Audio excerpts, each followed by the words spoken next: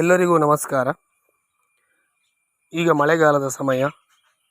ಎಲ್ಲೆಲ್ಲೂ ಡೆಂಗ್ಯೂ ಮಲೇರಿಯಾಗಳ ಹಾವಳಿ ಆರಂಭವಾಗಿದೆ. ಸಂಜೆ ಆದರೆ ಸಾಕು ಸೊಳ್ಳೆಗಳು ರಕ್ತ ಹೀರಲಿಕ್ಕೆ ಬರ್ತವೆ. ಅದರಲ್ಲೂ ಚಿಕ್ಕ ಮಕ್ಕಳಿಗೆ ಸೊಳ್ಳೆ ಕಡಿದರೆ ಅಪಾಯವಂತೂ ತಪ್ಪಿದ್ದಲ್ಲ. ಇದಕ್ಕೊಂದು ಸುಲಭ ಮನೆಮದ್ದು ಇಲ್ಲಿದೆ ನೋಡಿ.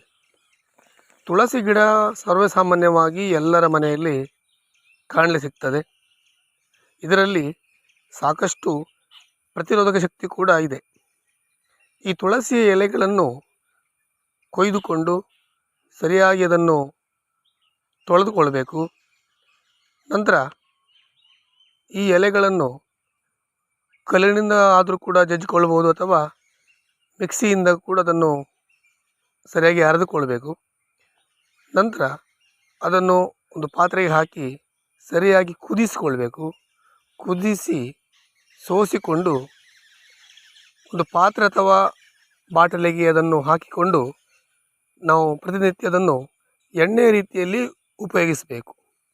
ಅಂದರೆ ಮಕ್ಕಳಿಗಾಗಿರ್ಬೋದು ಅಥವಾ ದೊಡ್ಡವರಿಗಾಗಿರ್ಬೋದು, ಈ ಕುದಿಸಿ ಆರಿಸಿದ ಈ ತುಳಸಿ ಎಣ್ಣೆಯನ್ನು ಕೈಕಾಲುಗಳಿಗೆ ಪ್ರತಿನಿತ್ಯ ಹಚ್ಚಿಕೊಳ್ಳೋದ್ರಿಂದ ಸೊಳ್ಳೆಗಳು ಹತ್ತಿರ ಸುಳಿಯುವುದಿಲ್ಲ.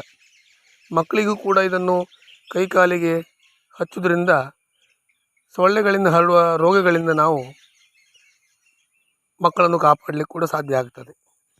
ಈ ಮನೆಮದ್ದನ್ನು ನೀವೆಲ್ಲ ಸುಲಭವಾಗಿ ಮಾಡಿಕೊಳ್ಳಬಹುದಾದಂಥ ಒಂದು ಮನೆಮದ್ದು.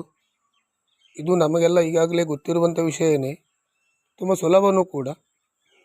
ಇದನ್ನು ನಾವೊಂದು ಪ್ರಯತ್ನ ಮಾಡಿ ನಮ್ಮ ಮನೆಯಲ್ಲಿ ನಾವು ಮಾಡಿಕೊಳ್ಳುವುದರ ಮೂಲಕ ಮತ್ತು ಇನ್ನೊಬ್ಬರಿಗೆ ಈ ಒಂದು ವಿಷಯವನ್ನು ಹೇಳುವುದರ ಮೂಲಕ ನಮ್ಮ ಆರೋಗ್ಯವನ್ನು ಮತ್ತು ಇನ್ನೊಬ್ಬರ ಆರೋಗ್ಯವನ್ನು ಕೂಡ ಕಾಪಾಡಿಕೊಳ್ಳೋಣ. ಮತ್ತು ಸೊಳ್ಳೆಗಳಿಂದ ಹರಡಬಹುದಾದಂಥ ರೋಗಗಳ ಬಗ್ಗೆಯೂ ಕೂಡ ನಾವು ಜಾಗ್ರತೆ ವಹಿಸೋಣ. ನಮಸ್ಕಾರ.